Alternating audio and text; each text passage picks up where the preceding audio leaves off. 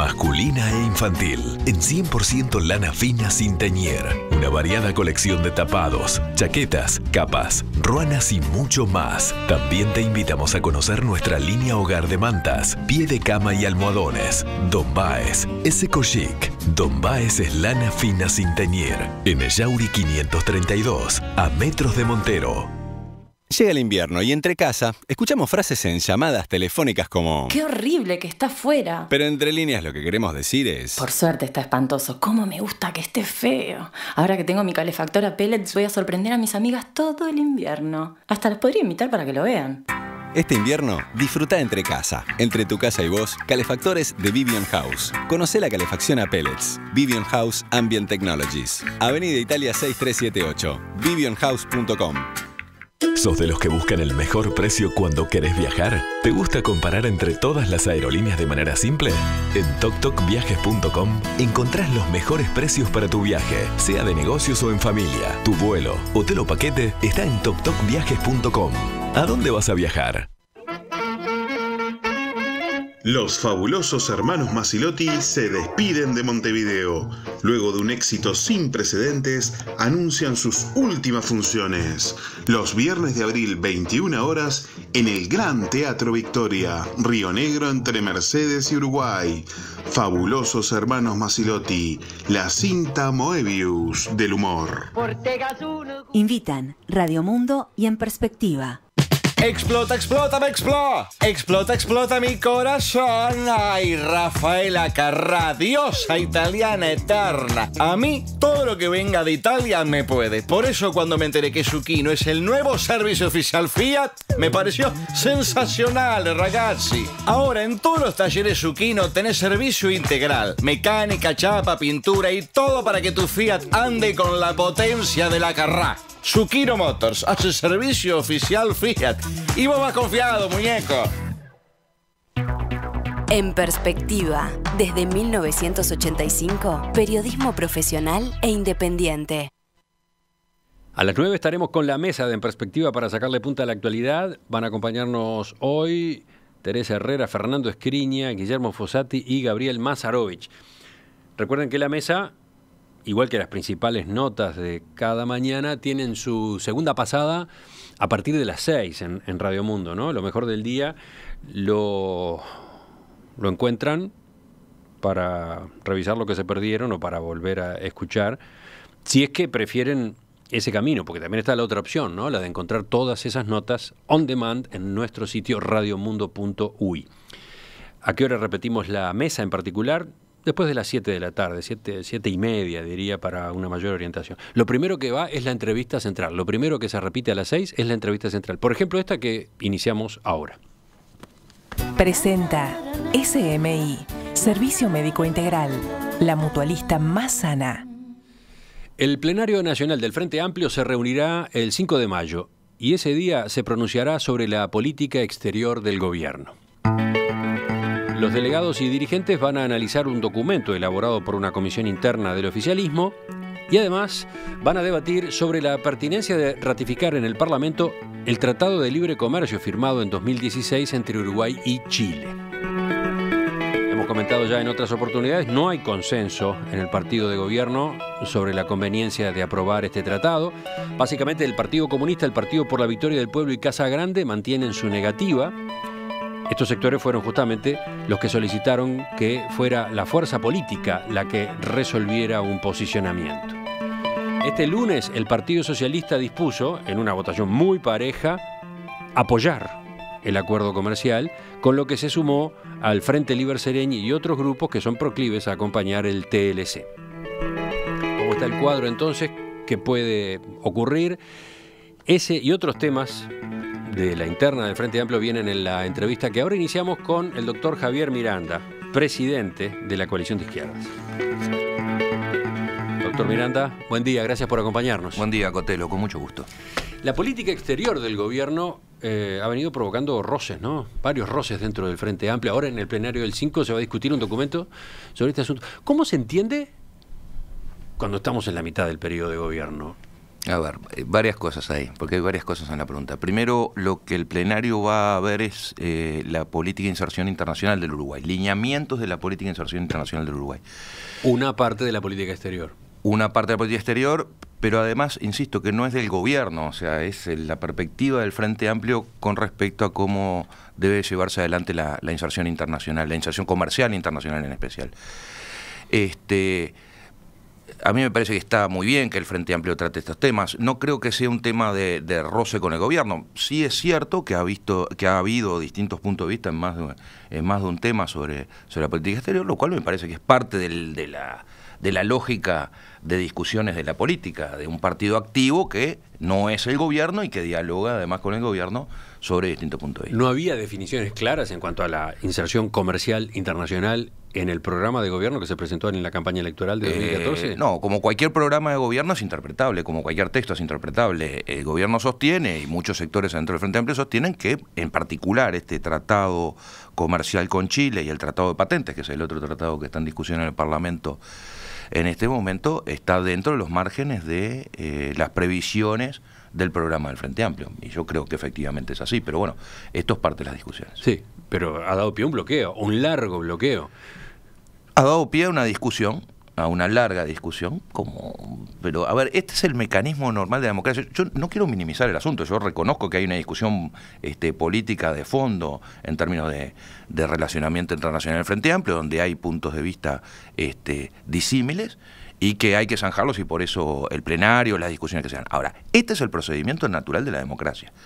La Constitución de la República prevé que el Poder Ejecutivo suscribe los tratados, ¿sí? Artículo 168, numeral 20, luego necesita para su ratificación la aprobación por el Parlamento. Artículo 85 de la Constitución va al Parlamento. El Parlamento discute. El Parlamento no discute. Sí. No está discutiendo. No, los legisladores del Frente Amplio está esperando al Frente Amplio. Bueno, pero eso es parte de la discusión. Esa es la discusión legislativa. El Parlamento está esperando al Frente Amplio. El Parlamento está dando la discusión en los ámbitos que tiene que dar, que es el ámbito de los partidos. Yo no le veo... No, insisto, yo no quiero minimizar que no haya una discusión en este tema. Sí la hay. Sí. Y es una discusión política relevante para el país. Ahora, se está dando el proceso que se tiene que dar, que es el debate democrático de los puntos de vista. Pero, resulta que en este capítulo en particular, el del comercio exterior y la inserción internacional de un país, como lo han destacado varios analistas en estos últimos meses, el tiempo que se pierde es grave, porque mientras tanto hay otros países y bloques comerciales que están negociando acuerdos que implican que competidores nuestros resulta que obtienen ventajas comerciales en tal mercado o en tal otro, ¿no?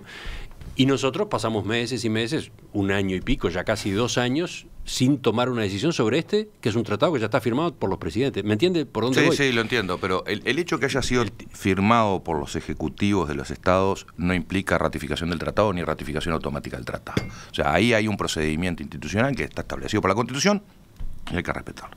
Segundo, ¿cuáles son los tratados que avanzan nuestros competidores tan rápido? Si los especificamos uno a uno está bien. Yo francamente creo que demorar un año en un tratado con Chile en materia de servicios, que es el que está en cuestión, porque ni siquiera nosotros tenemos liberalizado el mercado con Chile por otro tratado, por otro acuerdo comercial, que así se llama, de bienes. Este es un tratado de servicios que sería complementario del anterior, que liberalizaría algunos de los servicios. Pero, insisto, yo no creo que sea demasiado complicado para Uruguay el hecho que el tratado se demore un año más, un año menos. De hecho, Chile tampoco lo tenía aprobado, ¿no? Lo acaba de aprobar la Cámara de Diputados hace cuestión de, 72 horas, una cosa por el estilo. Pero mientras tanto están latentes otras objeciones con respecto a otros tratados comerciales en negociación. Pienso, el propio tratado Mercosur-Unión Europea... Bueno, ese era el ejemplo que le iba a poner. Que lleva no sé cuántos años de conversación, ahora despierta resistencias dentro del Frente Amplio. Sí, pero la posibilidad de un tratado con China, que este gobierno impulsó en su momento, que no se sabe si se va a lograr, también genera resistencia. Vamos despacio. En el caso del tratado con la Mercosur, la Unión Europea, el principal problema de la demora lo tenemos en la Unión Europea, francamente. O sea, el proceso de negociación con la Unión Europea ha sido un proceso sumamente complejo, donde Unión Europea pone condiciones que son inaceptables para el bloque regional. O sea que ahí no hay un problema del Frente Amplio, hay un problema propiamente de la negociación, en particular de la Unión Europea y de los subsidios europeos a los productos agrícolas, que es la gran discusión histórica con la Unión Europea, con quien tenemos una enorme afinidad política y de visión del mundo, pero no logramos los acuerdos comerciales razonables eso es absolutamente cierto, pero mi pregunta es, los criterios con los que está negociando el gobierno uruguayo, o dentro del Mercosur con la Unión Europea, ¿son aceptables por el Frente Amplio? Porque da la impresión de que ahí está el problema, ¿no? Que cuando aparezca el texto, en el Frente Amplio van a aparecer grupos que van a decir, bueno, no, pero ¿por qué incluyeron esto? ¿Por qué incluyeron lo otro? Da la impresión de que por lo menos el Frente Amplio, no sé si pasa con todos los partidos de gobierno en el mundo. No, porque los demás partidos no discuten. No, el Frente Amplio le está exigiendo mucho en esta materia a su propio gobierno. Está bien, y es razonable. Y bueno sería que los partidos de la oposición también le exigieran mucho al gobierno. El problema es que los partidos de la oposición ni siquiera discuten, ¿no? Simplemente posicionan políticamente para generar, acá hay una crisis en el Frente Amplio, las divisiones del Frente Amplio que impide gobernar. Dígame, ¿dónde está la discusión en el Partido Colorado del tema del Partido Independiente? No se da, porque no hay ese debate. Yo creo que justamente lo que tiene el Frente es que discute. ¿Hay distintos posicionamientos? Sí, los hay. El Frente Amplio es una coalición que tiene distintos puntos de vista. Lo que hay es que lograr la síntesis en estos puntos de vista. A ver, y si entiendo bien, este documento que van a considerar en el plenario, este documento elaborado por una comisión interna, lo que va a establecer es pautas para esas negociaciones de ahora en adelante. Probablemente. ¿Es eso? Probablemente. O sea, el documento, que es un documento elaborado por un grupo de trabajo, es propiamente un documento de trabajo que encomendamos justamente para llevar adelante el proceso de discusión, no solo el tratado con Chile, el tratado de patentes, sino además en general de la inserción económica internacional, porque somos conscientes que hay puntos de vista disímiles. Entonces, lo que queremos ver, lo que queremos provocar es la discusión para llegar a una síntesis política de cuál es el posicionamiento del Frente Amplio. Este documento, que no está aprobado, incluso si se lee el documento va a ver que en algunos puntos hay alternativas de negociación, fija algunos criterios generales de cómo entiende el Frente Amplio que debería ser llevada adelante la negociación en materia de inserción comercial internacional. Por ejemplo, ahora, ese es el posicionamiento del Frente. Bueno, el gobierno después actúa, ¿sí? Claro, pero si entiendo bien, lo que se busca es que de ahora en adelante el gobierno del Frente Amplio tenga de parte del Frente Amplio un marco establecido. Correcto. Para moverse en esas negociaciones. Correcto. Le da una pauta de qué piensa el Frente Amplio y cómo piensa que actúa, y en consecuencia, de alguna manera le está diciendo al gobierno, mire, por este camino nosotros estamos dispuestos a respaldar las negociaciones, pero creemos que este es el camino que tienen que ser las negociaciones. Esa es la función de los partidos políticos. Según la crónica de la diaria de hoy, según el resumen que plantea la diaria, el documento indica que Uruguay debe privilegiar la integración regional, sostiene que el Mercosur sigue siendo un espacio clave para la inserción del país.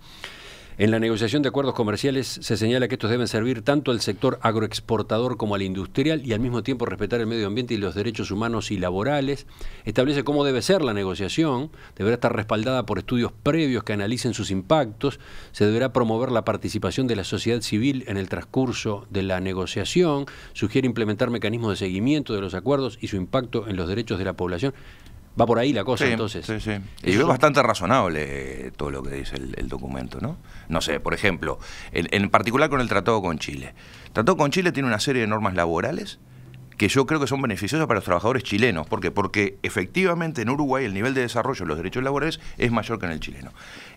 No genera ningún problema ni de soberanía ni de disminución de derechos para Uruguay. Al contrario, yo creo que es muy beneficioso hacia adelante.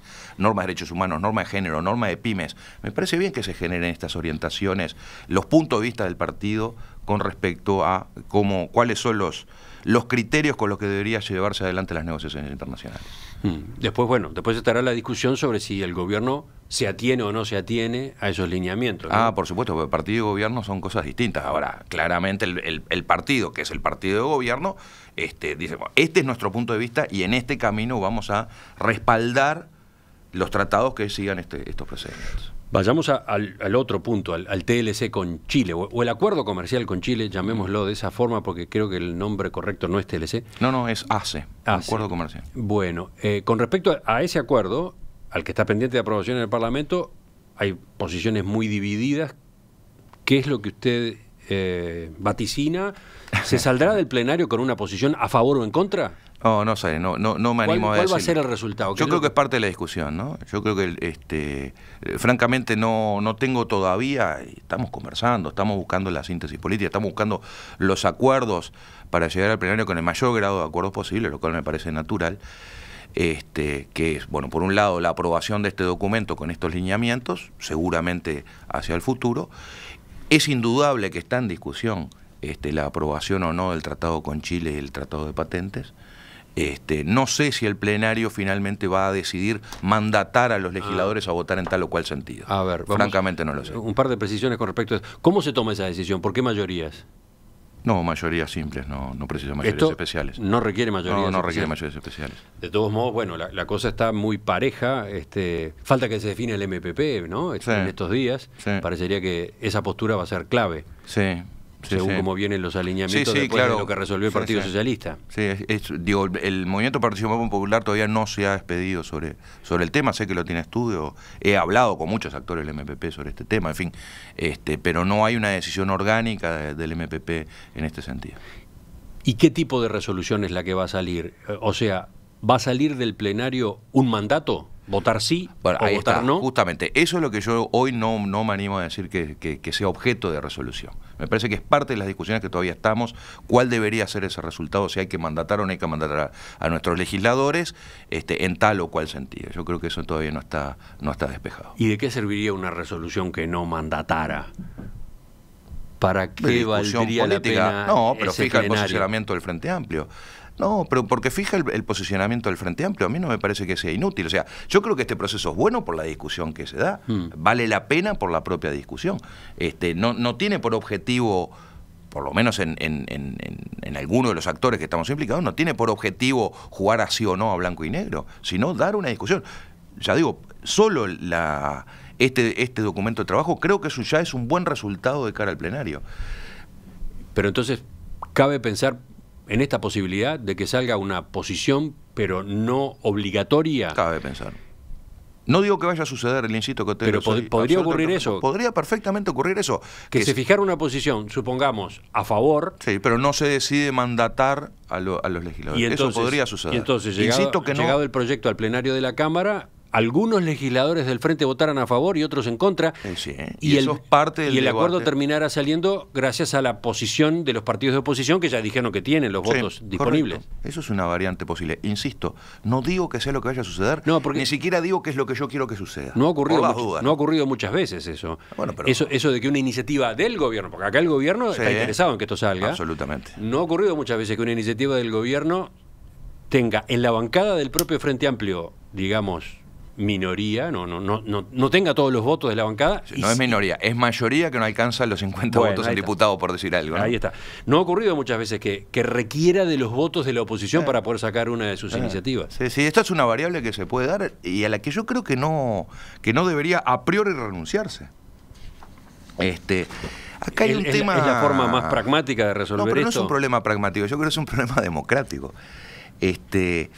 Quiero ser súper delicado porque se puede armar algunos líos en esto, pero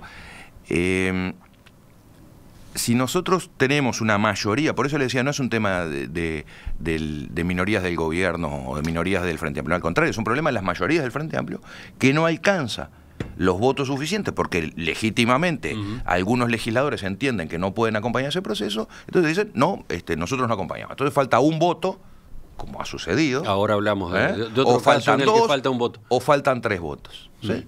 Entonces, ese grupo que legítimamente se opone, ¿sí? Hay 2 chances. O uno lo disciplina, hay mecanismos de acuerdo al reglamento de bancadas para disciplinarlo, entonces necesitas 2 tercios, en fin, hay todo un mecanismo de 2 tercios, se pide libertad de acción, luego se mandata, ¿no? Y si se desacata, si no se acompaña la disciplina partidaria, terminamos en tribunales de conducta política. Eso es un camino, que es el camino sancionatorio. El otro es decir, bueno, no, está bien, adentro del Frente Amplio no se logra una minoría legítima, insisto, entiende que esto no se puede acompañar y sin embargo la mayoría impulsa de todas maneras buscando acuerdos más allá del partido. Está dentro de la lógica democrática. Es probable que sea un escenario futuro, además, que esté dentro de los horizontes posibles, ¿no? ¿A qué está aludiendo? que es probable que no haya mayorías parlamentarias en el próximo periodo de gobierno. La pérdida de las mayorías parlamentarias es una ecuación siempre probable en la democracia. Y cuando no hay mayorías parlamentarias hay que acordar con otros partidos. Obviamente, primero uno intenta cerrar filas dentro de su partido, lo que debe hacer, buscar los acuerdos internos, y cuando o porque no tiene los votos suficientes, busca los acuerdos en otros lugares. Ese es el juego de la democracia y para mí me parece muy bien.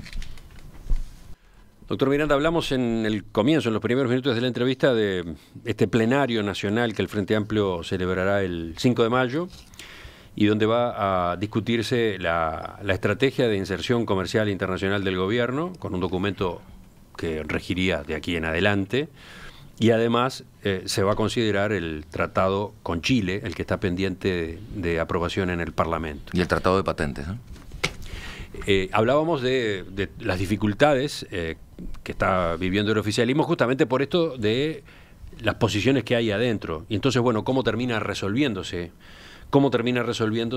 una situación como esta? Eventualmente puede darse eso, ¿no?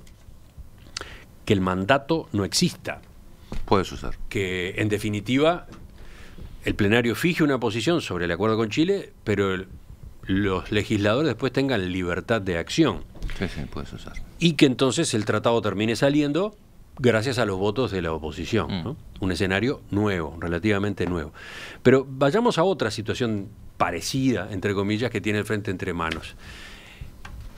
La Cámara de Diputados sigue sin poder votar el proyecto del Poder Ejecutivo que introduce el impuesto transitorio a las pasividades militares más altas, ¿no? Es una herramienta de corto plazo para enfrentar el déficit de la caja militar, la llamada caja militar, antes de aprobar el proyecto de ley de reforma justamente de ese servicio. ¿Qué pasa? El diputado Darío Pérez de la Liga Federal está plantado en la negativa y por lo tanto no hay 50 votos. No hay 50 votos en diputados. ¿Cómo se está manejando esa situación? Se sigue conversando a ver si logramos los 50 votos y si no, habrá que seguir negociando para llegar a ese acuerdo y si no, no saldrá la ley.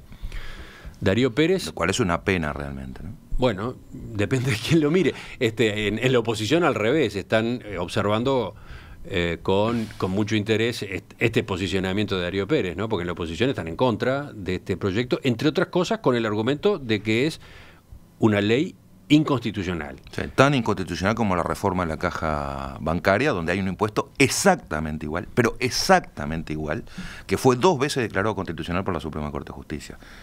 Entonces, no. Yo creo que aquí está fuera de consideración. ¿Cuál es el argumento principal? Que se supone establecer un gravamen a las pasividades, las militares altas en este caso, que ya están gravadas por el IAS, el Impuesto de Asistencia a la Seguridad Social. Sí, pero le insisto, hay 2 fallos de la Suprema Corte de Justicia en relación a un texto idéntico, no parecido, idéntico, de caja bancaria, de impuestos a las jubilaciones bancarias, a las altas jubilaciones bancarias, que la Corte, no tengo el número acá de las 2 sentencias, pero es una sentencia de 2014, no me acuerdo de la otra, que específicamente dice que no es inconstitucional, al contrario, aprobó la constitucionalidad, alegando que no había un problema de doble tributación y que en todo caso esto no era inconstitucional. Ese es el argumento. Quien tiene la competencia excluyente y exclusiva para entender en materia de inconstitucionalidad es la Suprema Corte de Justicia. Si la norma resultará inconstitucional, lo dirá la Suprema Corte de Justicia. Ahora, el antecedente dice que no es inconstitucional, dice que es constitucional. No ha logrado convencer al diputado Pérez. No. ¿Usted, por ejemplo, ha hablado con él? No he hablado yo como personalmente. Presidente del Frente Amplio intervenir en estas situaciones? A ver, me corresponde conversar con todo el mundo. No he conversado en particular este tema con Darío Pérez, o sea, no me he acercado yo a hablar con el diputado Pérez sobre este tema, lo han hecho otros legisladores de sectores, en fin, no yo personalmente, pero por nada en particular, simplemente porque no. Los procesos de diálogo, de negociación, de acuerdos, participamos distintos actores. Sin duda el presidente del Frente Amplio intenta participar lo más posible en todas las instancias que es buscar acuerdos. De hecho, yo participo cada martes en la reunión de bancada de diputados para estar enterado. En puridad, el presidente del Frente Amplio preside las bancadas, ¿no? Reglamentariamente es así. Hace pocos días este proyecto figuraba en el orden del día de la Cámara de Diputados, pero se optó por aplazarlo. Sí, pero no teníamos acuerdo. Lo aplazó hasta el 16 de mayo justamente porque no hay acuerdo. No teníamos acuerdo. Darío Pérez ha dicho que desconocerá una eventual disciplina partidaria si la bancada recurre a ella y que está dispuesto incluso a responder ante el Tribunal de Conducta Política del Frente Amplio. Sí, está bien. Porque si hubiera un mandato, como le contaba más temprano, los legisladores están obligados a votar en el sentido en que se expresa el mandato, y si no lo hicieran, incurren en una falta disciplinaria, y eso se encarga el Tribunal de Conducta Política de llevar adelante los procesos. Eso es el procedimiento normal. No queremos llegar a esa instancia, por eso es que se acordó volver el proyecto a comisión para no forzar esta situación y seguir dialogando a ver si podemos llegar a ese acuerdo. En este caso, además, no hay votos en la oposición, por lo menos no ha aparecido en los sectores de oposición, no han aparecido ninguna manifestación en el sentido de acompañar esta medida, que, bueno, habría que hablar sobre el fondo de la medida. A mí me gustaría hablar en algún momento sobre el fondo de la medida, que es gravar altas pasividades, ¿no? Sí. Y a ver... Claro, es un tema de justicia. Nosotros tenemos un problema con Caja Militar, es un problema real. A ver, como cualquier país de bienestar, tenemos, en la figura de bienestar social, quiero decir, ¿no? Tenemos un sistema de seguridad social que tiene rigideces y que exige pegar una mirada. Ahora que estamos en puertas de la última rendición de cuenta con gasto, hay un tema de presupuesto ya comprometido por lo que son gastos estructurales difíciles de mover, y uno en particular es seguridad social. Dentro de seguridad social se fueron llevando adelante distintas reformas: caja policial, caja bancaria, caja notarial. Queda pendiente el de caja militar, que es un sistema que está muy alejado de lo que es la regla universal. Hay que provocar ajustes. El sistema, el caja militar implica una asistencia de rentas generales del orden de los 500 o 600 millones de dólares, que es una cifra enorme, realmente enorme, y que requeriría ciertos ajustes. Una de las formas que se ve, además de mejorar la situación, es transitoriamente por 18 meses fijar un impuesto a las más altas jubilaciones militares, que entendemos que son jubilaciones que se pasan, digamos, de la media, y que en consecuencia tienen mayor capacidad contributiva y deben ser solidarias incluso con el régimen provisional general. Eso es lo que está en discusión. Bueno, pero hay quienes entienden que justamente estas personas tienen derechos adquiridos. Sí, pero yo le insisto, ese fue el argumento que se discutió en caja bancaria, y claramente la Suprema Corte de Justicia dijo: no hay un problema de constitucionalidad por derechos adquiridos en este punto, y ni por doble tributación.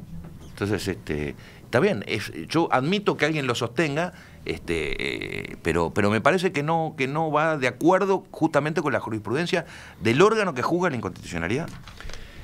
Lo cierto es que Darío Pérez está parado en los pedales, y por lo visto el Frente Amplio no está dispuesto a ir a una resolución de disciplina partidaria. No, por ahora no, claramente no. Porque no sirve para nada. Porque no sirve, porque nos coloca en una situación de tensión mayor, es intentar seguir buscando los acuerdos, ¿sí? Probablemente porque el resultado ante el anuncio, bueno, pero estoy dispuesto a ir al Tribunal de Conducta Política, probablemente no tenga la solución. Acá hay un problema de diseño también de los mecanismos. A eso iba, bueno, ¿no? Claro, ¿Cuál es la utilidad de contar con mecanismos de decisión internos si después se los puede desconocer? Bueno, pero ¿cuál es la utilidad de cualquier ley si se la puede desconocer? La utilidad es intentar orientar la conducta de las personas. Discúlpeme que me pongan teórico del derecho en esto, pero la finalidad de las reglas es orientar la conducta de las personas. Ahora, si las personas no están dispuestas a obedecer las reglas, y no hay forma. No hay forma. Nos queda solo la coacción. El Estado funciona así. ¿Cuál es el último recurso del Estado? Es la utilización de la fuerza, la pura coacción física. Bueno, no me imagino una coacción física en términos de partidos o de tribunales de ética. Entonces, es tan eficiente el mecanismo del Tribunal de Conducta Política como cualquier regla jurídica y como cualquier regla sancionatoria. Pero lo cierto es que en la orgánica del Frente Amplio, en su estructura institucional, parece que estamos asistiendo a la caducidad de uno de esos instrumentos, ¿no? No, yo creo que no. Francamente creo que ¿Usted dice que tiene sentido mantenerlo? Absolutamente. No tengo la menor duda. Yo creo que es una necesidad, además, de los partidos que tengan sus órganos de consideración de la conducta política de sus miembros. Pero, por supuesto, me parece fundamental. Pero, ¿y qué? El problema entonces es Darío Pérez, porque se está dando simplemente con una persona muy particular como es Darío Pérez. ¿En el futuro se va a poder volver a aplicar disciplina partidaria? Pero siempre se puede aplicar. El tema es que si no hay apego a seguir las reglas son ineficientes. Pero cualquier regla, no el tribunal, pero porque llevado al extremo el razonamiento, eliminaríamos cualquier regla porque cualquier regla es susceptible de no cumplimiento y de resistencia. Y no, yo no quiero eliminar las reglas, quiero fortalecer las reglas. ¿Y cómo las fortalece si decide no usarlas? No, está bien, pero decido no usarlas en algunos casos o en otros. O sea, yo veo cuál... acá se empieza a hacer política. Es la relatividad de las reglas, entonces. Pero por supuesto, sí. Siempre hay una discrecionalidad en la aplicación de las reglas y en la oportunidad de la aplicación de las reglas. Por supuesto, la regla nunca ciega. Nunca la aplicación de las reglas ciega. No quiero hacerme demasiado teórico, pero lo que no quiero es decir, bueno, pero entonces el Tribunal de Conducta Política no sirve para nada y lo que hay que hacer es eliminarlo. No, francamente no. Creo que no hay que hacer eso. Creo que hay que seguir insistiendo en cuáles son los caminos. Bueno, hay un tema de... Siempre es posible que haya un actor que no esté dispuesto a seguir las reglas. Y contra ese no puedo hacer más que los mecanismos que tengo. En el caso del Estado es la utilización de la coerción física, en el caso del partido eso no existe. Podría llegar a una hipótesis. Lo que pasa es que si digo esto me van a titular después alegremente, el país va a titular Miranda propone que expulsen y sería una caricatura. No, pero es que ese es un camino posible. Aquel que no acepta las reglas de juego interna se va. Por supuesto, y eso está previsto en el estatuto. Pero no lo van a usar. Pero por ahora no está previsto usarlo. No está previsto usarlo porque además la sanción tiene que ir de acuerdo a la gravedad del incumplimiento. Bueno, no se aplica privación de libertad por 30 años por un delito de hurto de gallina. Darío Pérez tiene una larga historia de incumplimientos, ¿no? Proyecto de ley de vivienda popular presentado por Unidad Popular, despenalización del aborto, ley de educación en 2008, algunos artículos de rendición. Pero en ningún caso hubo mandato. En ningún caso hubo violación de la regla imperativa que se le imponía. Entonces, no corresponde. Pero esto pasa... Porque la idea es llegar a los acuerdos. Bueno, si no puedo llegar a los acuerdos, no puedo llegar a los acuerdos. Pero... Volviendo a este caso concreto, todo indica que este proyecto murió. Bueno, vamos a ver. Porque en la oposición no hay un voto que se pueda conseguir. No, parece que no. Fernando Amado, por ejemplo, del Partido Colorado, que ha ayudado en algunas circunstancias del Frente Amplio, en este tema no está. Parece que no. Estaría bueno conversarlo. Unidad Popular tampoco. Sería interesante. Lo que pasa es que también los momentos estos electorales que ya estamos viviendo dificultan mucho más los acuerdos porque exigen perfilamientos, ¿no? Y efectivamente bloqueos o infligirle derrotas al que tenemos enfrente. Estamos en un momento complejo en el tema de la política. Y ahora viene la rendición de cuentas. Y ya sabemos que Darío Pérez en algunos temas también se planta. Ahí sí entienden ustedes que podrían negociar en algunos asuntos. Pero yo no quiero personalizarlo en el diputado Darío Pérez. No, está bien. Yo creo que es un caso, es cierto que es un caso de estar arriba de la mesa, pero digo, sí, hay distintos puntos de vista. Yo veo, todavía no está claro los números de rendición de cuentas, probablemente recién después del 10 de mayo tengamos algún tipo de información más fina. Desde luego se viene conversando con los criterios generales, tanto dentro del Frente Amplio, con el diálogo con los actores sociales. Veamos cuál es el proyecto de rendición de cuentas. Ahora, es clave una rendición de cuentas acordada en este periodo, ¿no? Sería un disparate político que no llegáramos a acuerdo en rendición de cuentas, en la última rendición de cuentas con gasto, y en el medio de una ronda de Consejo de Salarios, la más grande de la historia, que me parece que es central. Yo creo que acá hay que jugar con mucha razonabilidad en cómo se articulan las tensiones, los legítimos reclamos, sabiendo que hay limitaciones presupuestales que son un hecho, pero donde también hay necesidades sociales fundamentales, ¿no? Seguimos en diálogo con el doctor Javier Miranda, seguimos hablando de asuntos del Frente Amplio en su situación interna. ¿Qué pasa con el caso del senador de León? ¿Cómo está observando ese otro asunto que tiene entre manos? Está a consideración del Tribunal de Conducta Política, en la interna del Frente Amplio, ¿no? Lo tomó de oficio el Tribunal de Conducta Política, me parece que era lo que tenía que hacer el Tribunal de Conducta Política, no tenía otra alternativa, hay un pronunciamiento de la JUTEP, y lo toma el Tribunal de Conducta Política. Pero acá sí quiero hacer un punto clave, que es defender el principio de inocencia. Bueno, usted ha hecho esa aclaración.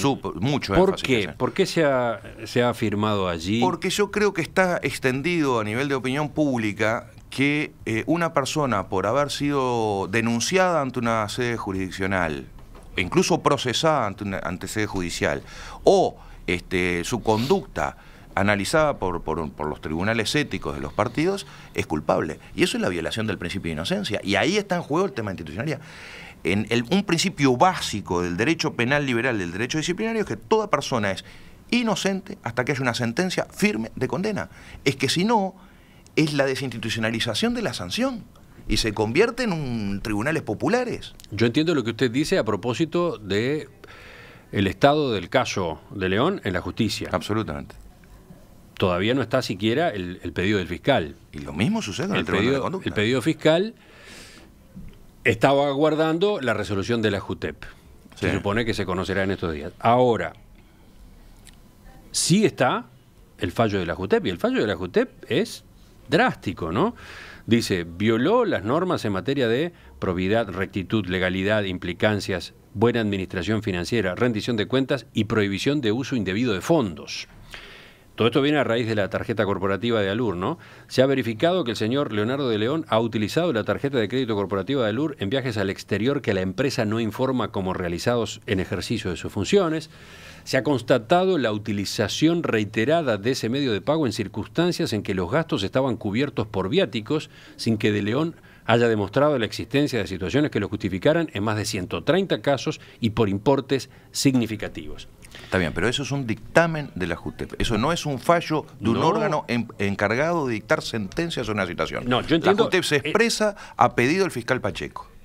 Sí, bueno, claramente un dictamen, yo le diría casi pericial. La JUTEP se expresa en su ámbito de acción, que Totalmente. es el de la ética pública. Totalmente, pero fue a pedido del fiscal y eso va a la causa fiscal. Incluso si el fiscal acusara, incluso si la jueza procesara, yo voy a seguir sosteniendo la inocencia hasta que haya una sentencia firme de condena.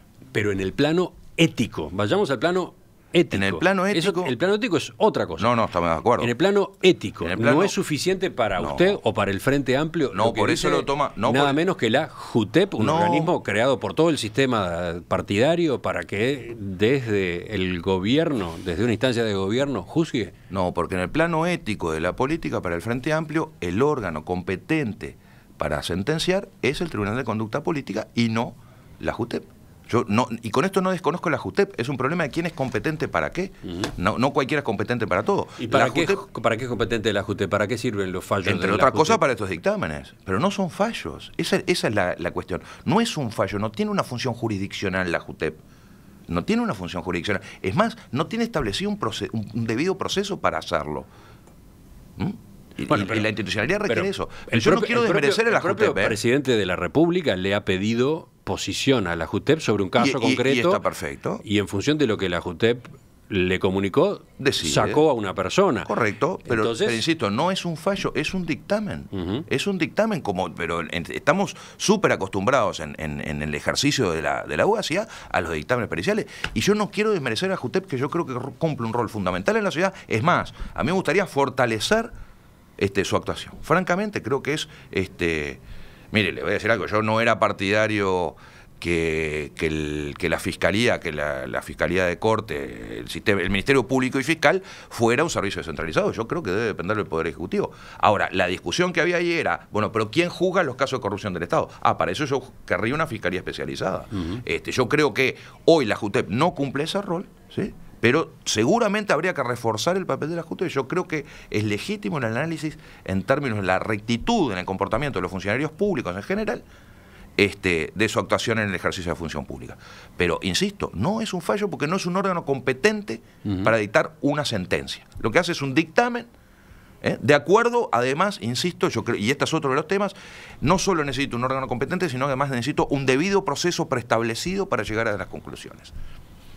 Esta es la defensa del principio de inocencia, porque si no quedo atrapado en la discusión pública y en los linchamientos públicos, y se es culpable por el solo hecho de haber sido denunciado.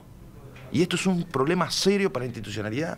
El principio de inocencia es un principio cardinal del derecho penal y del derecho disciplinario liberal. Fundamental. Sí, yo en eso estoy de acuerdo con usted. De todos modos, bueno, en el debate político se incurre muy fácilmente en ese desbarranque. Y el propio Frente Amplio, muchos representantes del Frente Amplio han incurrido. Sin duda, y es una barbaridad, es un error, es un error. Tenemos que cuidar mucho más la institucionalidad. Si el Tribunal de Conducta Política emite un fallo adverso con respecto a De León, ¿qué pasa? Porque está el antecedente Sendic, ¿no? Va al plenario que toma una decisión política. No tomó decisión política. No tomó decisión política, pero el órgano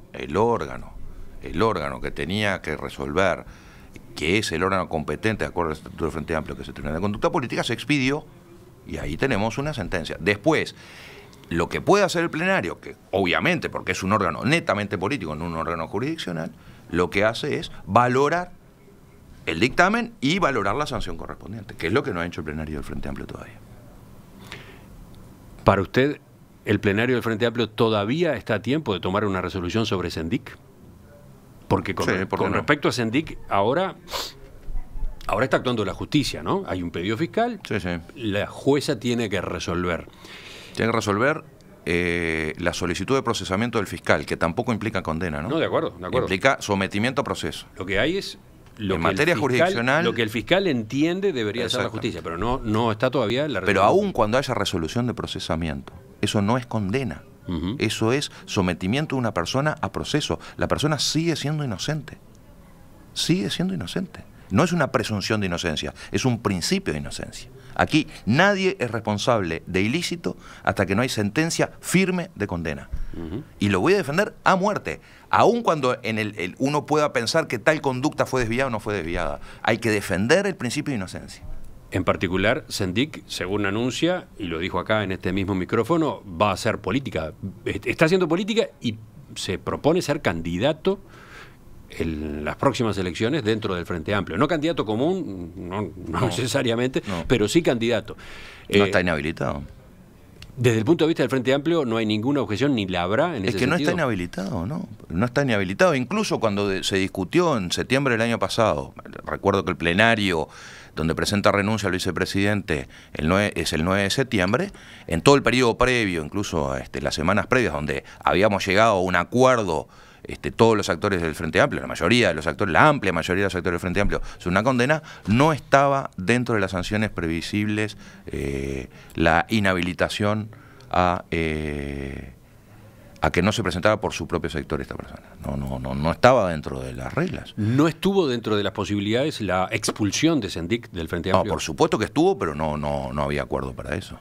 O sea, es una variable.